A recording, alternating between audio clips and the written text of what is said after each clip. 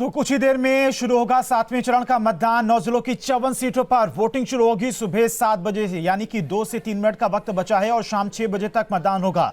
वाराणसी, चंदौली, भदोही, मिर्जापुर में, इसके अलावा रॉबर्ट्सगंज, गाजीपुर, मऊ और आजमगढ़, जौनपुर में आज मतदान होगा। कुछ ही देर में मतदान शुरू होगा।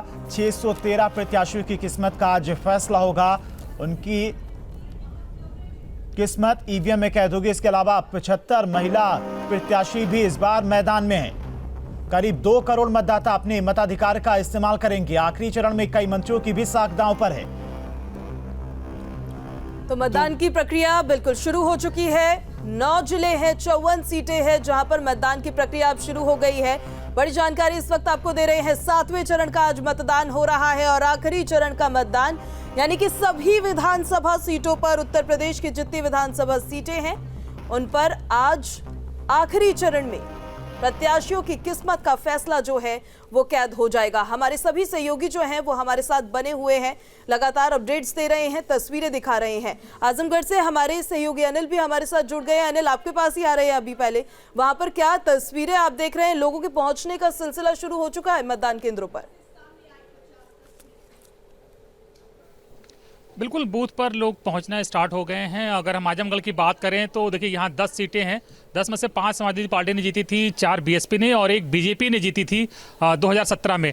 लेकिन इस बार मामला थोड़ा सा अलग लग रहा है। यहाँ पर समाजवादी पार्टी दूसरे दलों के मुकाबले थोड़ा सा मजबूत दिखाई दे रही है और अखिलेश यादव ने यहाँ पर रैलियाँ भी की थी। कई उनका ये संसदीय क्षेत्र भी है, यहाँ से वो सांसद हैं और प्रचार जिस दिन खत्म हुआ उस दिन उन्होंने यहाँ पर कई रैलियाँ की थी।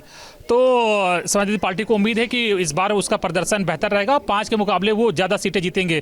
कुछ लोग हमारे साथ हैं। क्या लग रहा है सर, समाजवादी पार्टी की क्या संभावनाएं देख रहे हैं इस बार? समाजवादी पार्टी पूरे पूर्वांचल में 142 में 142, आजमगढ़ में 10 में 10, सुपड़ा साफ। नहीं, 142 में 142 ज़्यादा अतिशयोक्ति हो गई। सुपड़ा साफ। मुद्दा है आरक्षण, मुद्दा है प्राइवेटाइजेशन। जब आप सारी चीज़ को प्राइवेट कर देंगे, आरक्षण में कहाँ से मिलेगा? नौकरियां कहाँ रहेंगी? मोदी जी भी बनारस में रह के गए, 3 दिन उन्होंने गुजारे हैं। बनारस भी पूर्वांचल में आता है। क्या लग रहा है बनारस में रहने का कोई असर पड़ेगा? नहीं, कोई फायदा नहीं होगा। कोई फायदा नहीं होगा। क्यों नहीं होगा? लोग जान चुके, एक मोदी जी बनारस सांसद हैं और सांसद गलियों में घूम रहा है। क्या है ये? देश के प्रधानमंत्री हैं, प्रचार कर रहे हैं पार्टी का। अरे ऐसे प्रचार होता है? वो प्रचार तो कैसे होता है sir? Door to door campaigning करेंगे आप, मतलब उन्हें हार का डर है।